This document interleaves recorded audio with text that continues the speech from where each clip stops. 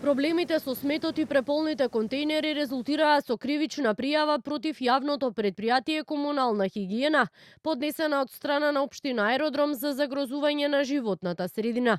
Ова следи откако 10 дена, како што посочија од општината, не бил собран отпадот на повеќе локации и работата на градското комунално предпријатие ја сработиле општинските работници. Во изминативе 3 дена успеавме да собереме 24 тони комунален отпад, над 170 метри кубни од домаќинствата во Аеродром, работа која градското комунално предпријатие не ја изврши. Соопштија од општина Аеродром. Од град Скопје информираа дека се приклучуваат кон пријавата, но за разлика од општина Аеродром, пријавата на градот е до председателот на управниот одбор на Комунална хигиена.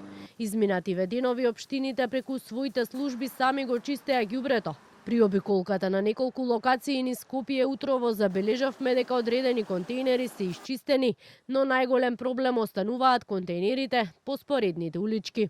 Иако на одредени места контейнерите се исчистени, сепак има и такви каде што се уште се полни со отпад, а во нивна близина може да се забележат и мини депонии.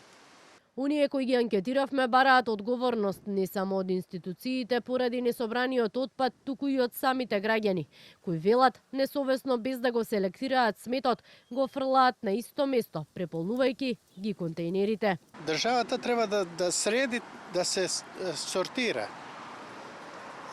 И картони да не се фрлаат. Ја гледам дека фрлаат цели картон, ќе го фрли у контейнерот и после се наполнува за час и ондак нема кај да стават ѓубрето. Мора да стави пред. Собрале кај нас едно купиште имаше, како што мета стаглам и тоа го собрале. Ама тоа е првобитна работа што треба како еден дом, ако не го чистиш, во што ќе живееш? Треба да се чисти.